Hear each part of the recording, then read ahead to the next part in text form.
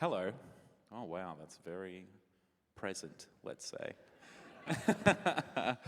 Hi, everyone. I've seen that the clock has begun ominously ticking down. We've got an hour here, and thank you all for coming. It's so wonderful to see you. The lights are very bright, but I do know you there. I saw it before when you walked in.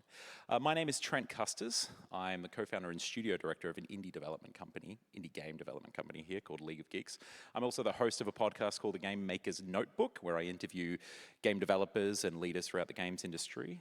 And I'm on the Game Developers Conference Advisory Board. But today I am here interviewing a man who I'm sure if you're here needs no introduction, but we'll do one anyway. This wonderful gentleman to my left is Luke Dale. He is an actor, voice actor, and also a filmmaker too, in your past as well. And of course, Lord Hans Capon in War Horses, Kingdom Come Deliverance, and Kingdom Come Deliverance 2. So thank you for joining us today. My pleasure. Thank you so much, everyone, for joining. I'm seeing so many familiar faces from the meet and greet, so thank you for having me. Of course. Now, we heard it's a double whammy for you. First time in Melbourne, first time in Australia. There's been a lot of firsts in the last few months because my life's in such turmoil right now. So yeah, I'm off to Japan on, as we said, on Monday, tomorrow. First time here. Great. And it's been really wonderful. How many strange yet deadly animals have you seen in your time? Not as many as I thought. And I went to the zoo. So you would have thought so. But I didn't even see the kangaroos at the zoo. I was like, where are they? Yeah. It wasn't easy navigating that zoo. But I saw the koalas, and that was great. Very cute. Yeah. We won't talk about what's wrong with the koalas here on stage. Everyone knows. What is not wrong with the koalas? But even the cute ones have something going on. Like platypi have like a poisonous spur on their hind. It's crazy. Yeah. But we've survived. We've all made it to adulthood and here to chat with you. Now, something that I do on the podcast when I chat with folks is I always start it off with, what's your first memory of games? And I think it's a great place to start any conversation like this. Do you have and I don't mean just the first game you played, but something that kind of set your brain alight? Because I know you're a RuneScaper, you're a big RTS player as well. What's an early memory for you? In terms of the thing that, because it was really my brother that was my influence with gaming. He was really into his games when we were kids. And he had a Sega Mega Drive, and then my first memory of what gaming was from that. But I can't say I was old enough to really appreciate what was playing on the Sega Mega Drive yet. But when I did, I think it was probably, what would I have played Abe's Odyssey on? Would it have been a PS1? PS1, yeah. Yeah, so that's where it all began. Abe's Odyssey is like the first game I think that I can remember being really important to me. And I used to play that nonstop. And I was obsessed with the world that they created. Such a cool, weird world. It is, It's fantastic. And I think people still play it to this day, even though it's ancient. Yeah. A lot of charm is a funny word to say with that game because it's a particular type of charm. But it's a very idiosyncratic game. Yeah, wonderful. And but the start of your career is obviously not games, it's acting. I understand that you graduated from the Guildhall School of Music and Drama, I believe. So talk to me a little bit about how acting became the thing that you wanted to do and leaning into that. I wasn't the most focused of children. And this was a problem for my mum because she was like, you've got to find something that you're good at. Anything, Luke, Anything please. will do, Luke. And I was pretty good at English, but I wasn't particularly interested in much else. I liked English. And then one day, I think we were doing a school play. It was a bit of a weird school play. And at one point, I had to get up and do a speech. I was quite looking forward to it, but maybe a bit apprehensive. But I did this whole speech. And I stood up on stage and I did this speech. And at one point in my head, something just went, I'm going to improvise this. And I don't know why. I was very young. I was 11, 12 years old. And I just started interacting with the audience and it worked. And people laughed a lot. And I got audience participation. It was parents there, so they're all running around and getting them to throw the beanbag things in buckets and playing games with them. And my teachers were looking up at me like, "What are you doing? This is very off script." And I don't know what came over me, but I had so much fun. And then afterwards, instead of reprimanding me, which I thought they might, they went up to my mum and they said, he's got something here. You should get him into a drama school on the weekends and the evenings, you know, which is exactly what my mum did. And from then on, that was it, and I embraced it, and I suddenly became very hyper-focused, and acting has then, since then, afforded me so many opportunities and so much. I just became interested and curious about the world because I had a way to do it. Like, it gave me a path, and I think everybody needs their path to feed their curiosity. So, yeah, that was it. Interesting you say a way to sort of view the world or engage with the world. Do you enjoy inhabiting different, was it the attraction of inhabiting different roles, or was it just more so that now you had this purpose and it provided you with when you wake up in the morning, a kind of sense of what you're doing, where you're heading in the long term? I think it was both, but for me, I was always really interested in character and what makes people tick. Like, and the idea of what a thought even is. And how do you make someone believe that what you're saying you mean? And, you know, little idiosyncratic things about how people move. And I was really interested in animals and putting animals into characters. And yeah, and that's where drama school was really incredible, because you do all of that work there. I was a squirrel for like a whole term at drama school. I was a squirrel, like, actually. I used to go to it was kind of grim, but I went to like a graveyard, and where all these squirrels hung out, because that's where I'd found them all. And I'd take a big bag of peanuts, and they would just crawl all over me. And I did that for like 3 months. And I'd be there with my little writing pad, and people would look at me and be like, "What the fuck is that guy doing with all these squirrels?" But I was the reason I chose squirrel, by the way, was because it was very against my rhythm. I'm quite heavy and slow and kind of like, you know, and squirrels are very like jittery, and so. Yeah, I've just always been obsessed with character, and yeah, that's what drives it. I know there's an interesting story here. I've heard you talk about kind of falling almost out of love with acting or quitting acting at one point. I'm not sure if that was before or after. Was that before or after the actor's apprenticeship? Oh wow, you really have done your research. It was after. All right. Yeah, the actors. Let's talk about that, yeah. So the Actor's Apprenticeship is because you are, as I mentioned, a filmmaker as well. Yeah. It was my first film. That you directed, right? Yeah. Tell it us was my about first film, and it's, if anyone wanted to check it out, let me preface by saying it's terribly shot, right? Because it was just me with a rubbish camera. I didn't have any lights. I didn't have anyone helping me. I had no sound equipment. It was absolutely rubbishly shot. And it was my first film, and I was just winging it.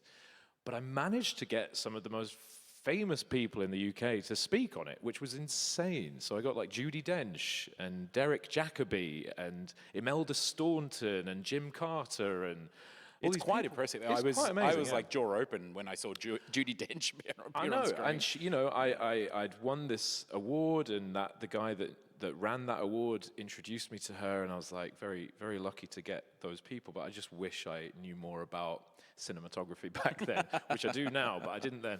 So it doesn't look great, but I think the story of it is still valid. And what the film is about repertory theatre, which was very prevalent and very important to the fabric of British culture back in, you know, pre the 90s really, and then TV completely decimated it, and it doesn't exist anymore, which is a real shame for actors who want to practice their craft all the time. You know, the beauty of it was that you would do, as an actor, this is just brilliant. You would perform a play in the evening, and then in the daytime, you would be rehearsing the next play you were going to do. So you were always busy. You were always constantly being nourished. You were trying out weird different texts and Shakespeare and moderns, and you were just being stretched and pulled in every which way, and it made for such a great training. If you just left drama school, you've learned all these things that you can then put into action on stage every single night. Yep. You've got a sense of apprenticeship from the people above you who are older. If you're a young actor, you've got these people teaching you their little tricks. Yep. That's gone, unfortunately. Yeah. And I was so obsessed with it because I thought, God, I want to do that. Where is that? And it wasn't there. So Interesting. So I guess it's like it needs to be video games, but one done every week, once a night. yeah. So, but let's kind of pivot a little bit and talk about after the actor's apprenticeship, this decision to quit acting. It's, for someone, we've just spoken so much about your love for it and the purpose that it's given you, and then investing so much of your time into literally making a film about the importance of something that's now missing from pathway into acting for other young British actors like yourself, and then all of a sudden to quit. How did we get there? It was not a decision I took lightly. I can imagine. It might have been the worst period of my life because I was I couldn't get any work. I remember my first ever agent that I got was one of the best agents in London. And we had a conversation, and she called me, and she was like, "How do you think this is going, Luke?" And I was like, "Not well. I don't know why, but I can't seem to land any gigs. And my tapes are good. I get recalls. I feel like people like my work, but I just don't ever get the gig, and I don't know why that is." And she was like, "Yeah, neither do I. And I don't feel like I can help you, and I don't know what I'm doing wrong or you're doing wrong, but like this is rough." And I was like, "I know." So we kind of just parted ways. And then I got another agent, and the work they were getting me wasn't great, and I didn't like it. It was very low-paid theatre work, and it just kind of petered out over time. And the final nail in the coffin was I did this low-paid theatre job, and I was like, I can't make a living. I can't make a living from this, and I love it, but I'm gonna want to come back to acting when I can afford to, when I've got other skills, when I can comfortably work on something else and not have this acting thing be the be-all and end-all, because at that time, it's all I had. I didn't have any other skills. To make money, I was a nanny. I was waiting tables. I was working in bars. I was doing events, and I was barely getting by. In London, it's expensive. So I had to take a step back from it, and it was rough. It really was. I can imagine, like, as we've seen with how you've poured yourself into it, there must have been a sense of ego death almost in that, like, your whole identity is wrapped up in this thing. That's exactly right. I did not know who I was without being Luke Dale, the actor. I had no idea. So in a way, it was good because I ended up finding out a lot more about who I was without all that stuff. Luke Dale, who went to a great drama school. I was like, okay, when I introduce myself to people now, what am I going to say? I've always said I'm an actor, and I went and got a sales job for a year, and then I was like, hi, I'm a salesman. It felt so strange. I was like, what is this? But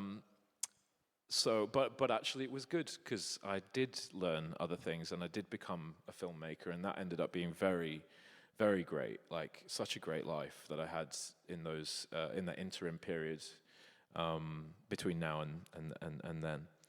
Was there anything that happened, any event or anyone that you can remember from that time, something that was said to you that kind of helped you get through that or saw that? Because I think the thing with when we encounter something that's so devastating to everything that we've invested our identity into, or a dream that we have, especially when it's our identity tied with something that is meant to give us stability and, financial security or riches and fame or whatever it might be for some actors, it's often much scarier losing that thing, or the fear of losing that thing, than actually losing it and diversifying yourself. And as you've said, like, that, going through that process has actually been one, it sounds like, of immense growth and character building, and that you are fine, and you've obviously come out the other end and you've returned to it. But in that real darkness of that moment, was there someone around, your mum or a fellow actor or anyone that lent some words of wisdom, or did you just kind of push through it and figure it out for yourself? I have very luckily got a good support network in my family. They were devastated I was going to have to stop, but they understood why. And the main thing for them is obviously always that I'm doing something I'm happy, and they were very aware that I was very unhappy. I was very depressed, and I think they respected the fact that I was going to go and try other things, but they always maintained, like, please go back to it eventually. Like, they were like, you're so good at this, you've got to eventually find your way back to it. And I was like, we'll see. I mean, I don't know, but I also don't like to chase things that don't want me. Yeah. Like like even with my relationships, like if someone doesn't want me, I don't go chasing them. I'm like, it's got to be met in the middle for me, everything, because otherwise it's very exhausting. And that's what was happening with acting. I was chasing it. Please, I need a job. Nothing coming, right?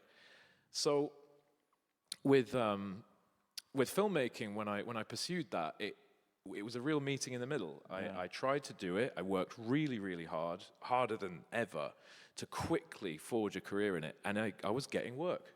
Good on you. I was getting clients. I was making good money. It was wonderful, and it took me all over the world. It was an amazing job that I got to do that.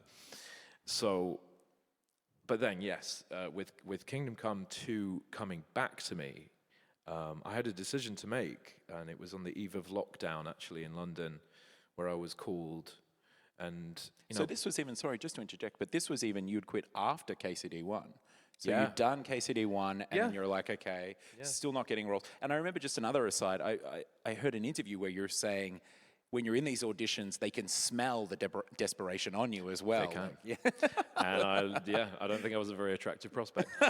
All right, so Kingdom Come Deliverance, so you've got it's like the one last job, John Wick smashing the concrete, and you pulling out your gauntlets or whatever to play it again. But you got the call, or So, do you mean with the one with or KCD2? two? Sorry, Yeah. So I was in. I remember it vividly. The phone call. It was on just before we went into lockdown. Everyone was very unsure of what was going on. There was rumors about this virus, blah blah blah. I was like, God, am I going to go back to Sheffield and stay with my family? I don't know what I'm doing. But I was working for an events company as their resident filmmaker, and that was going really well at the time. Anyway, I get a call from the team at Warhorse, and they said, we're going to do a sequel. We want you to be a much bigger character this time. Are you in? And I was like, instinctively, yeah. I just said, yeah. I didn't have to. They would definitely have found another actor to take that. But I was like, yeah, I'm not done. And I'm really glad I said yeah.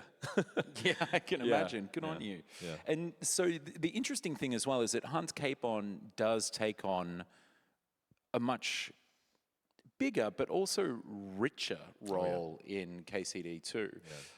Very much goes from being this lovable, annoying little shit to something like incredibly. I think we are. Come on, I know you're laughing. You all agree. That's not inaccurate. He's a little shit.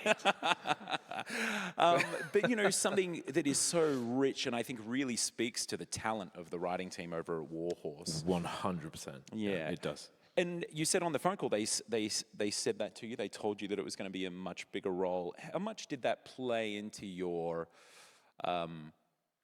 acceptance of the role? I mean, if they came back to you and they said it was just kind of another bit, like another part, similar size to the last one, was it kind of this evolution of the role that attracted you to it, or were you like, sub me and coach regardless?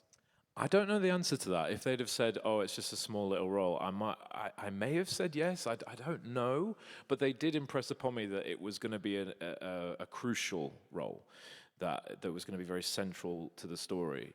And when I heard that, I think yes. I think I probably went, "Well, that's interesting." And I did love that character. I still do. And I was like, it would be friggin' interesting to see what they're doing with it. And I'll hear them out here. Like I say, I'm very glad. And I imagine there's an element as well that if you're playing the game 4 years later and it was someone else's voice behind Hans Capon, that would have stung a little bit too. That would have stung. While you're editing your latest film, for release. So let's talk a little bit about Hans Capon. The first question I'd love to ask, of course, is how, do we have a Larry David situation going on here where he's just like the little shit that you really want to be in real life? Like, how close is this character to you? I'm sure that you just slip into him now after 10 years or 9 years of playing the character, right, or more.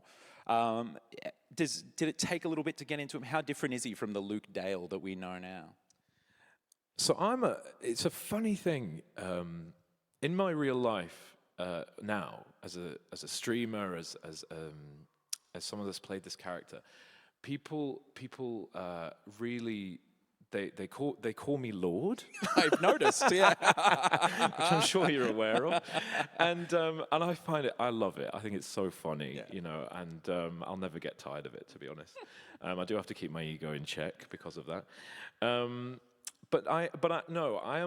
I come from a working class family in Sheffield, and I never dreamed that the role that people would know me for would be a noble lord. Like, it just could not be further away from my experience of life. Like a steel worker from Manchester, maybe, or something like that, right? I always thought I'd be known for playing gritty northern working class roles, and that is not what happened. And maybe that's because I think at drama school I wasn't by force or anything, but my accent changed completely. So this is not how I used to talk at all. Right. Well, when you said the north of the UK, I assumed that immediately that this was not your real voice. I used to sound very much like Sean Bean, very much like Sean Bean, like exactly the same accent. But at drama school, it changed because I had to learn this accent for work anyway, to get roles like different varied roles, and so I started learning it and doing it. At drama school, you tend to go, all the actors walk around doing different accents all day. It's it's very strange, but you have to practice, and everyone's kind of being very supportive of them and like, oh, you're doing that today, okay, fine. But yeah, eventually it just stuck. I don't know why, but it did. And so yeah, I guess it sort of right now sort of suits me that I play Lord, because I've got this I don't sound that different from Capon. Maybe my accent's a little less posh. I do ham it up a little bit for him, but yeah, it is odd that was the character that became the biggest deal. Did you have any inspirations for the character, or sort of going into it, and then while you were performing it, whether in number one as you're discovering this character, or number two as you're delving deeper into his psyche and helping to really create a much more complex character than the first one, did you have any kind of centering traits that you would kind of find yourself grounding yourself into as an actor at any point in time? Who is Hans to you, Yeah. It always came quite naturally to me. And what you have to do, really, is you have to work with the team very closely, and they have to help you. I don't know how much you guys know about how they film this stuff, but it's very... it's not luxurious for an actor. It's not, because, especially for the Baldur's Gate lot, and I've talked to them a lot in private about the way they shot it, because I was so intrigued by that. I was like, how did you do it? And they talk about it, and it was similar for us, but I think even worse for them, because they'd go into the studio, and you're in a booth, and you're completely disconnected from all the other actors, and there's very difficult to build a rapport there, or have any semblance of an arc with a character. Like if you're working on a film, you're on it every day, you're building this thing. Theatre even better, because you're rehearsing all the time, and you're constantly in the theatre, and you're playing it every night, and you can build it and change it. With gaming, you're plopped in, and they're like, right, you hear your circumstances, go, and it's like, I've got to. How do I? Yeah. So for me, it was all instinct. It was I had little things. Little things that grounded me for him, but I acted very much on instinct, and I listened to the team and what they, in that moment, needed from me, and yeah, that's probably a terrible answer, but no, it's great. It leads into the next thing that I was going to talk about, which is I interviewed Prokop Yursa, who's the lead designer of Kingdom Come Deliverance 2. He was on the Warhorse team for the first one as well. He's also one of the writers, works very closely with the writing team. And we spoke a lot about realism. You know, we were talking about the game's design and the vision for the game, but the realism comes through into the dialogue as well. I know it's something that you've commented on before, that the dialogue is very much a dialogue that you would imagine two real people having. So it's kind of a two-pronged question here, which is, how much did that realism play a role in how you played the character, and any kind of difficulty or challenge in it? And then how much did the team assist you in things like the way that they would speak and, you know, historical Bohemia and all these things? And how did you attain that realism as an actor?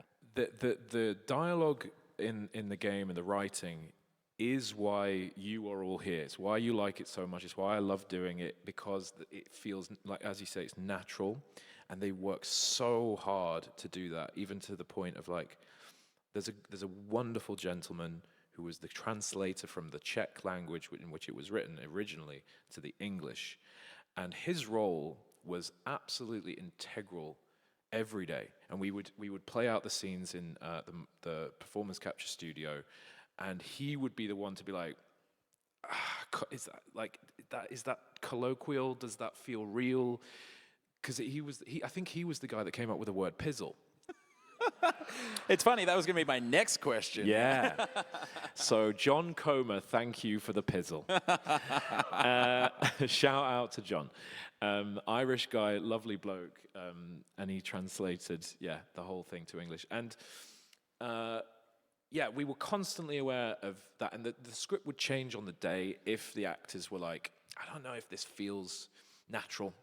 And so that was a really important part. But so it sounds like there was iteration happening on the floor as well. There was, yeah. It was always open to change. Not that much. It didn't always need that much change. But, like, you know, the odd word, the odd turn of phrase, you know, if you wanted to say something and it just felt a bit outdated, if that makes sense. Yeah. I don't think they would say that. So yeah, it grows as you go with it. Yeah. Wonderful. Speaking about your relationship with the team, I mean, we've seen it for those of you who are in the room. I'm sure some of you will. Like, some of the best videos to come out of, we would say, quote unquote, the marketing of KCD2 is just you roaming around Prague with your mates from the studio. That was almost more fun than shooting the game, to be honest. I had more fun on that. Yeah. Yeah. So tell me about especially your relationship with not just the Warhorse team, but some of the other actors like Tom and things like that. Whereas obviously there's a special relationship there with Henry, who I believe you interviewed for originally, right? You were interviewing for Henry originally? I auditioned for Henry, and then they went, no, he's fine. This guy. A bit too posh for Henry. This isn't the son of a blacksmith. Yeah. So tell me about this relationship that you forged, how integral it was, you think, to the quality of your performances, but then also any actors that you may have learned from. I know you've referred to some of the Czech English-speaking actors as like the A-team before, right? Like, tell me about your relationships. Oh my God. So people often ask me, like, what's the best thing about working on the game? And I always say, like, it's the team at Warhorse is just amazing. You know, I mean, in 10 years of working with them, we've never had a crossword. I mean, especially in the performance capture studio, it could very easily become quite stressful at certain moments because you're in this, boxed room and you got different people coming in and out, and it can get frustrating at times, if you're not getting what you want. And everyone keeps their cool, everyone stays respectful. It's just a wonderful atmosphere that they create, and they really do. And for that to happen for 10 years is such a wonderful thing. In terms of the actors, obviously, Tom's all right, I guess.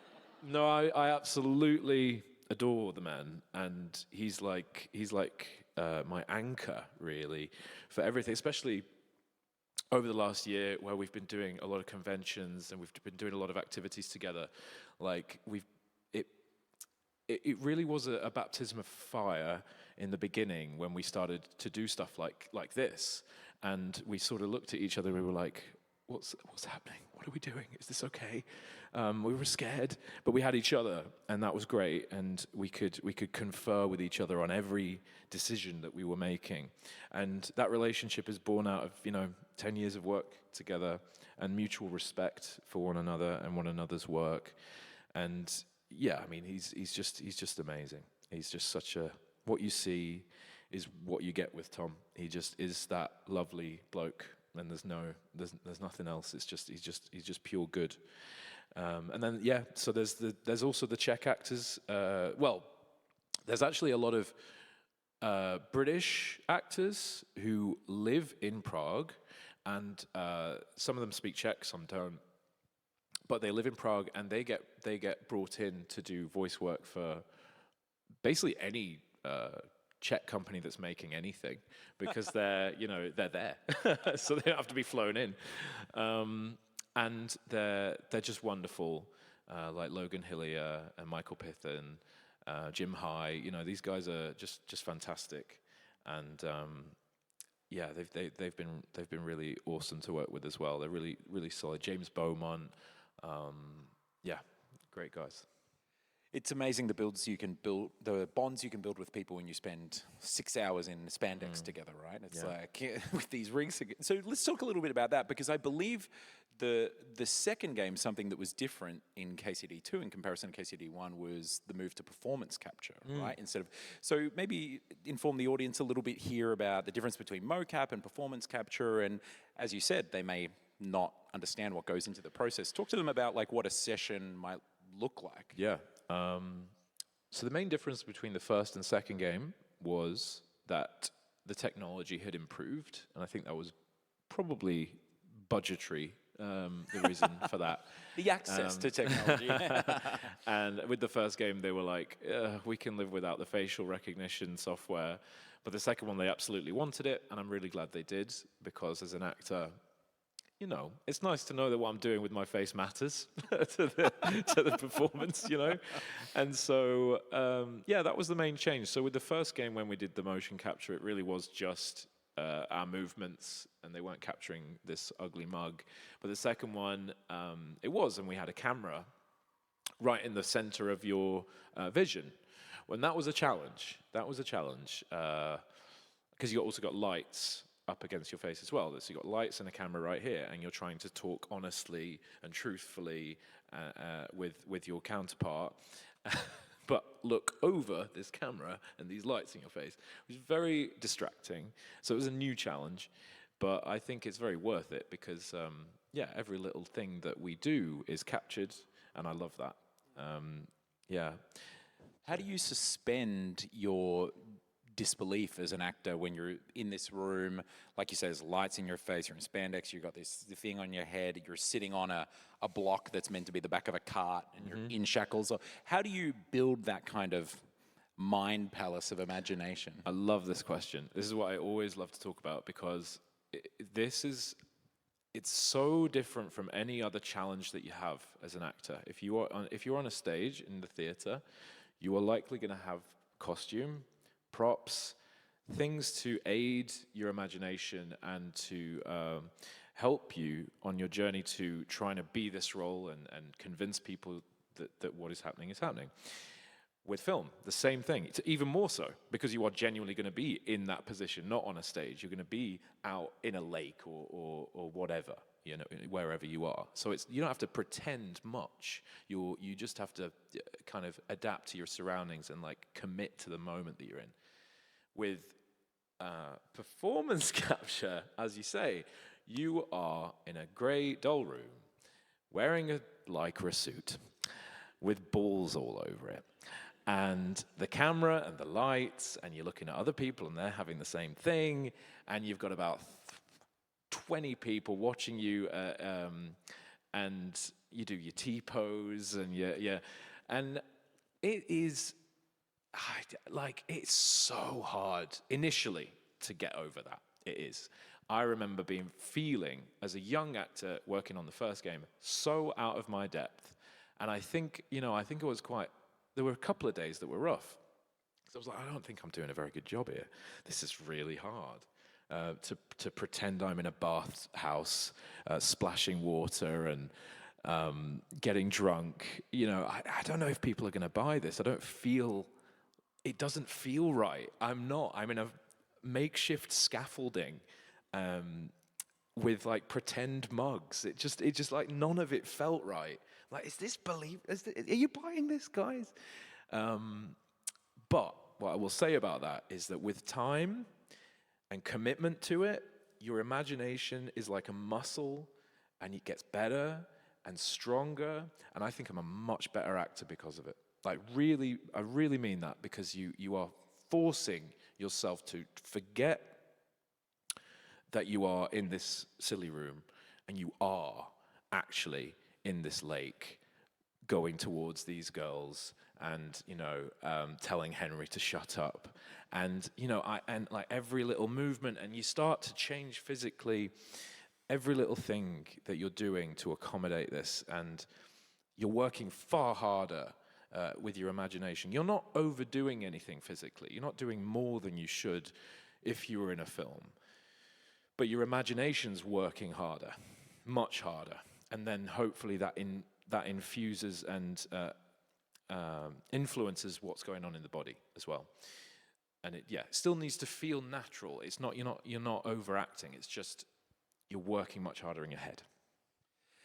And how much did they kind of involve you, or even just inform you, or let you in on the process of how that was evolving throughout development? I mean, once you got all your stuff in the can, right? Like, you come, you do your sessions, you lay out the cut scenes and whatever you might need to do. I believe all the sword fighting and all that motion capture is, with respect, done by professional sword fighters, right? Not yourselves, yeah.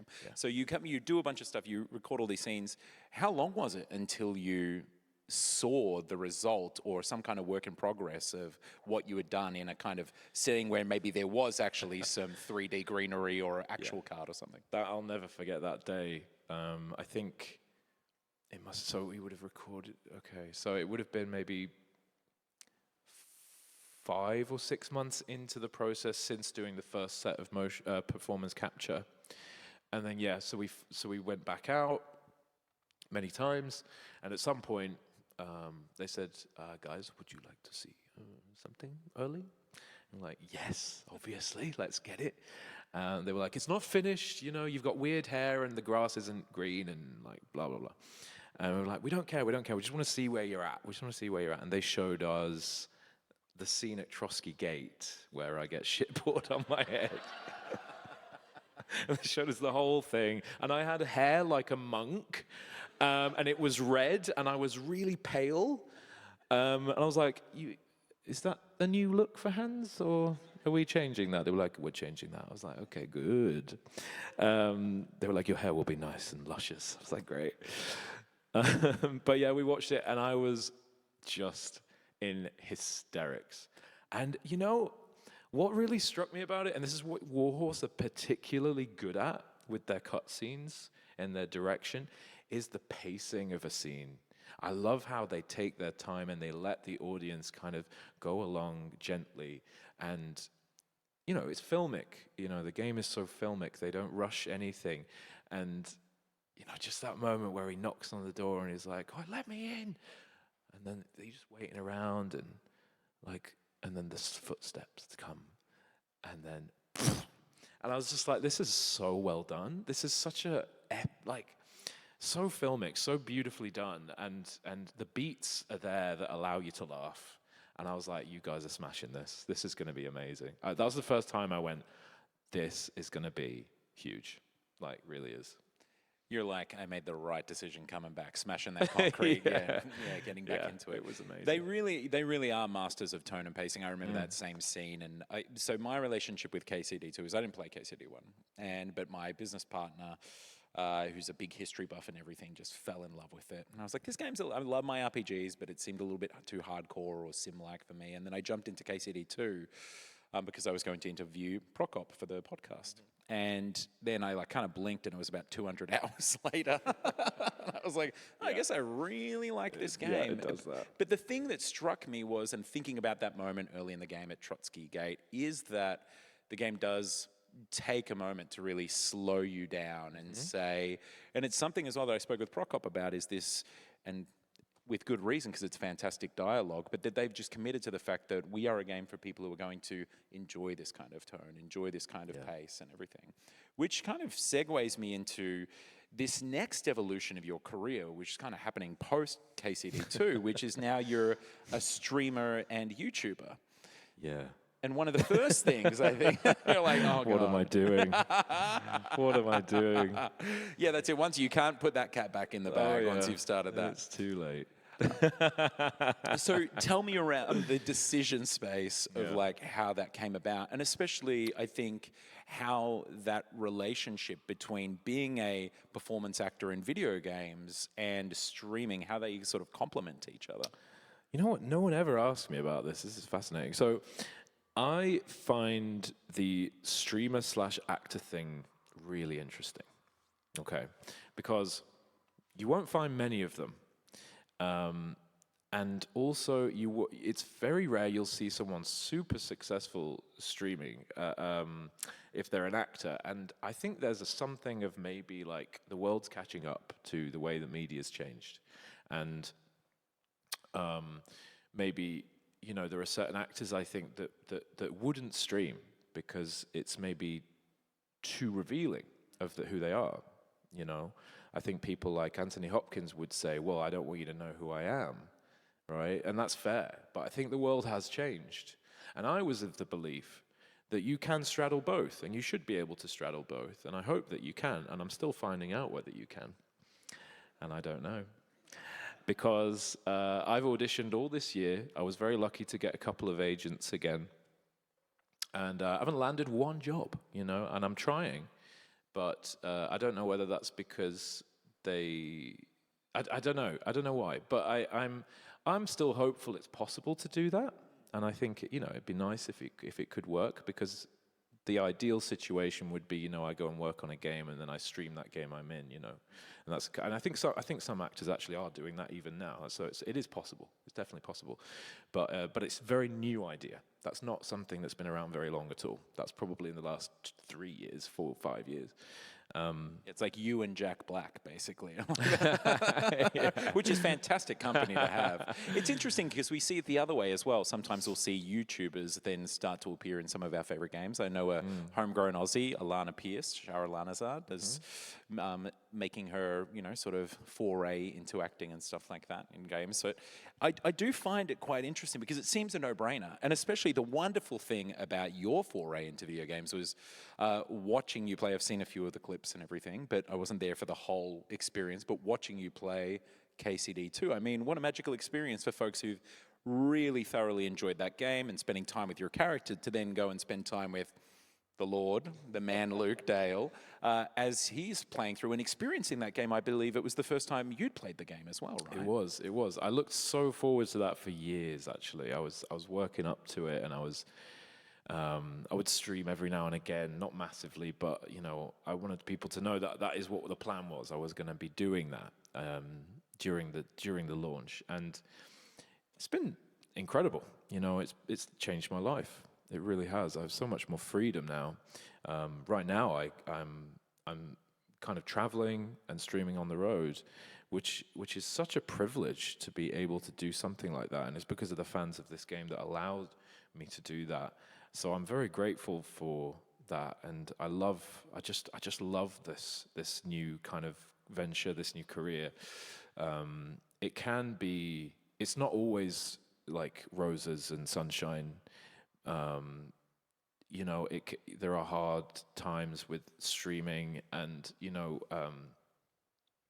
people online can be mean, guys. They can be mean. So that element of it is not always fun, but for the most part, you know, people like yourselves, but most part people are lovely, and yeah, it is a brilliant thing to do, and sharing it. As Tom is doing now. Tom is obviously streaming now the game, and he's still going through that. And sharing that experience with everyone was just so special.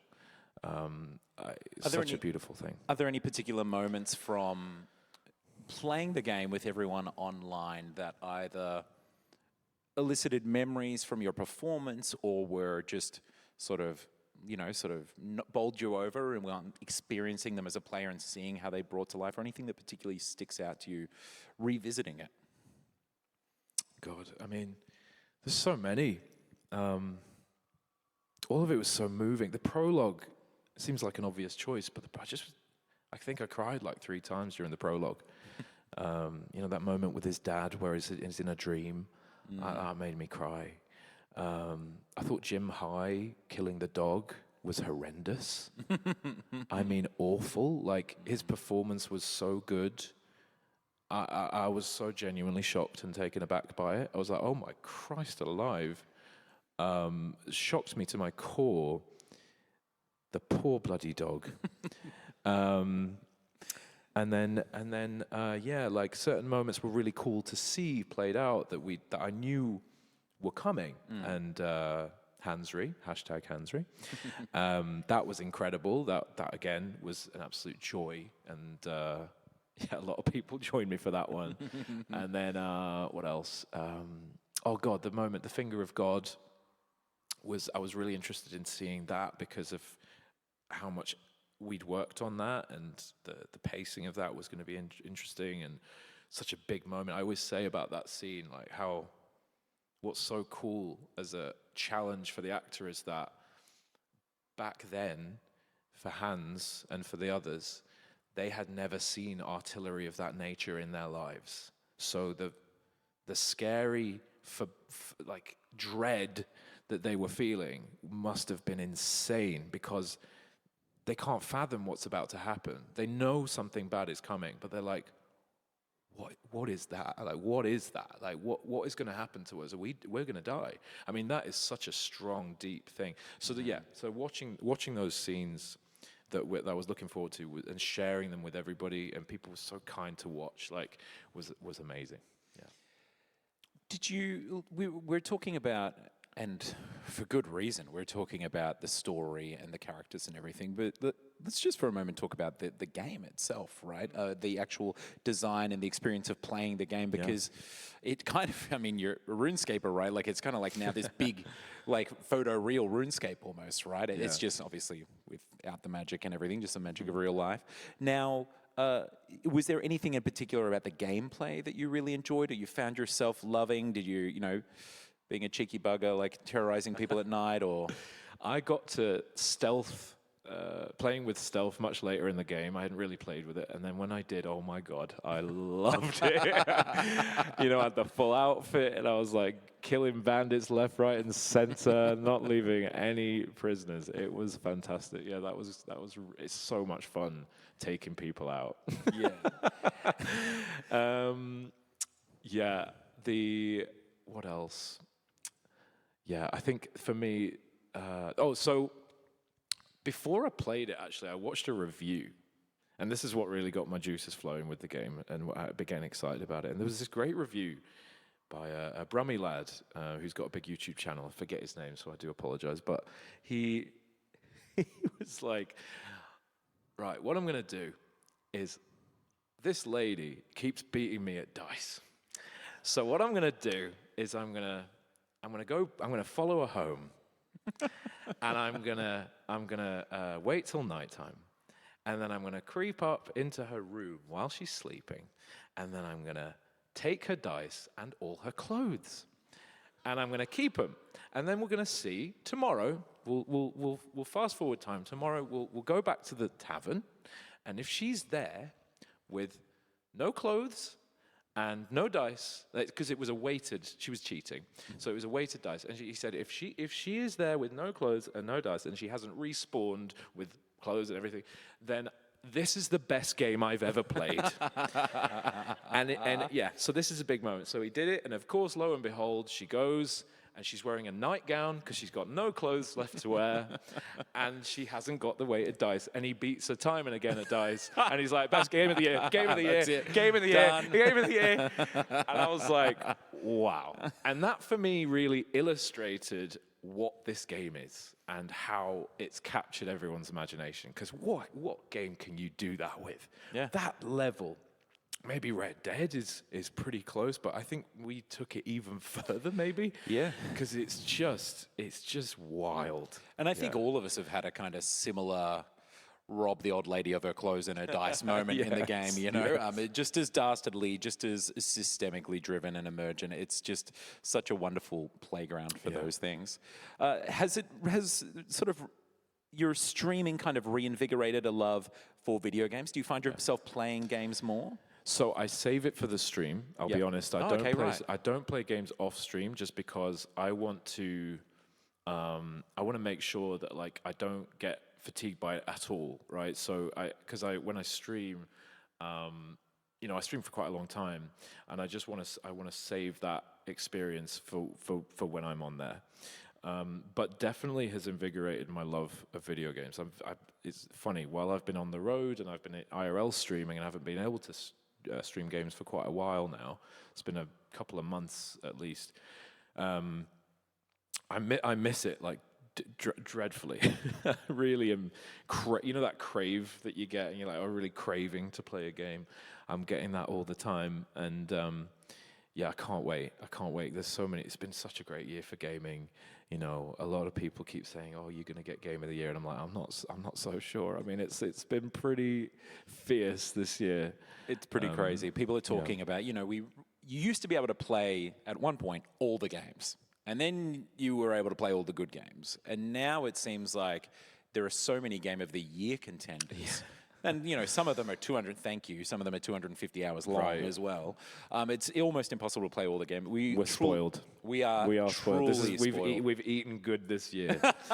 Feasted like kings, like lords. We have. But IRL streaming is the new thing that you've been into, as you mentioned. So tell me a little bit about, customizing to that and, or acclimatizing, I should say, to that and your journey. Are you feeling comfortable now, or still nervous whenever you boot up that camera and start wandering? I'm quite used to it now. It all came about. I didn't even consider doing it until I did a stream with S-Fand, who's a big stalwart streamer. He's been going for years, and he was in the Czech Republic, and he went to Rataj. And he messaged me and he was like, "Do you want to come to Rataj, Lord Capon?" I was like, "Sure." I mean, it's my fucking home, but sure. And we did this stream together in Rataj, and it was so fun. And I was like, if this is what IRL streaming can be like, I want to get into this. This looks really fun. So, funnily enough, the guy he was with that day, behind off camera, runs this company called Unlimited IRL, and he set me up with a kit.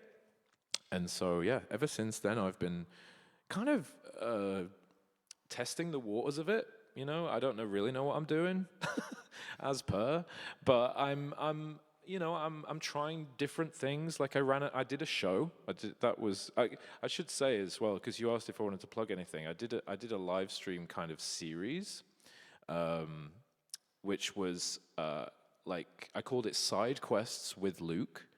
And basically, I did medieval tasks and challenges on stream with a guest. That's so good. Yeah. So it's like Taskmaster, but in the medieval times. Yeah. and I would interview the guests throughout the day or a given point. So it's kind of like a podcast, but kind of action-packed. So I thought, I didn't just want to do a podcast that just sitting in a room. Nothing wrong with that, but I just was like, how can I make it a bit more exciting on live stream? I was like, well, let's both do something together. Let's have a challenge. So I had other streamers in, other actors. Andali, the streamer, we both did medieval cooking, and I burnt the stew, and of course I did. But yeah, so I get to learn something new every time. I do something difficult, something that challenges me, and I get to learn about someone else, and we have fun. And I was like, that's a kind of a cool thing to stream. So I did 5 episodes of that. Then I did a series in the US where I went to abandoned buildings and scary places and haunted places, which is completely nothing to do with anything else, but just thought I'd try that. And next I'm off to Japan to stream there, and I probably no one will watch because everyone's asleep back home. But yeah, I'm just feeling it out and kind of trying things and going, right, what works, what doesn't, what do people like? So we'll see. Yeah, wonderful. I enjoy it. Now, I know you've done so much work into, obviously we've spoken about the documentary you made, your time coming up as an actor, the amount that you talk about it on stream and interviews that you've done. What kind of advice would you have for someone who is playing these games and thinking that a career in performance acting for video games would be their ultimate dream? How would you kick them off and send them off with some words of wisdom? So I think training you know, is a really good place to start if you have no training at all. If you've never done voice acting, you've got to train a bit. You've got to get like a semblance of understanding of preservation of your voice is one thing, because you can spend, Tom does 8 hours because he got so much bloody material to get through. I wouldn't recommend that, but he would do 8 hours. We do 4. And, often you're screaming at the top of your lungs, and you can really mess yourself up, like truly. And your training will help you to stop doing that. 4 hours is like 1,000 lines or something like that, wouldn't it be? It's like that's a lot of writing. It is you're a lot. Getting through. It is a lot, and often a lot. You'll do all the shouting at once. It's like, can we break this up a bit? So yeah, just for that sake alone, it's good to train, just so you don't burn out and you don't ruin your voice. That's number one. So, but also it will bring confidence with it. The more you train and the more you get to know it. So getting I don't know, a coach, or going to do formal training at a drama school, whatever it is. I would also say, if you want to be an actor, don't limit yourself to one thing. Go and train at a drama school and go learn theater, go do TV, go do everything. Don't just do video games. Don't just do voiceover. It depends on what you're after, but I think, you shouldn't limit yourself. And then beyond that, it's about putting something together that you can send to people. So some kind of reel that you've worked with someone professionally on. It shows your range. It shows what you can do. It'll have a commercial on there. It'll have a bit of narrative on there. It'll have a scene maybe, but something short, condensed, that you can send in an email to an agency, like a voiceover agency, and you go, that's me. And hopefully they like it, I will say it's very hard to get an agent. I struggled for years to get one back after I'd come back to acting, and I eventually did. But and then you get an agent and you don't get any work. Well, it's also, so it's guess, really hard. I imagine you think, all right, well, I'll get an agent so I get some work, but no agent is going to want to work with someone who's not already gotten some work, right? Because you need to demonstrate some value to them as well, right? Yeah, it's really tough, that. Which is why I always implore people to make their own work, which is what I did. I just started making films and stuff with my friends. Starring me, right? yeah. But yeah, you can make stuff fairly inexpensively these days. If you get a group of you together, you can make something. And it's very nourishing to do that, and will teach you so much more than just being in something. Yep. I've learned way more about life, about my career, about acting, about directing than by making things myself, by being a producer and a director, than I ever would have by just turning up on a set and doing a small part in something. It's much better to do it yourself. Now, I won't force you to give everyone here advice on how to get into streaming, because I'm sure that there's a bunch of resources out on that. But one thing I do know that you've developed quite a love affair with is Prague and the Czech Republic, from all the time that you've been there. So I'm going to ask you a kind of adjacent IRL streaming adjacent question, which is, if I were a big KCD2 fan and I wanted to do the ultimate Kingdom Come Deliverance tour of Prague, because it's a real place, right? These places exist. It is. Tell me your fan favorites. What would you recommend people go and see and do that they may not even know actually exists there in real life? Yeah. Well, as you guys are so far away, it sucks, but you've got to do it. If you go to Europe, you've got to go, and don't just limit yourself to Prague. Go to Kutná Hora, which used to be called Kuttenberg. You can do Kutná Hora in a day. It's stunning. It's so cute. It's so lovely. They've maintained it so well, and you'll be amazed. You'll be amazed at the similarity. Even to this day, it's still a medieval village. It hasn't changed that much. The loot is still incredible. The loot is there. Yeah, go into the underground tunnels and just take what you bloody like. And then you can also do Trotsky. I highly recommend doing Trotsky. It's wild, guys. I mean, it is insane when you see it in real life. You're like, that motherfucker put a castle on a mountain. What kind of, yeah. So it's stunning, and it takes your breath away. And then you go up there and, like, make sure you take a bottle of water. It's pretty hard to get up there. It's just incredible. It's just incredible to see it, and it's so well preserved. So well preserved. There's also, you can do Ratai, but Ratai doesn't really look like Ratai. What have they done to it? My pride and joy. But you can see the main strip and be like, oh yeah, I can kind of work that out. Yeah, Malashov, you can go there.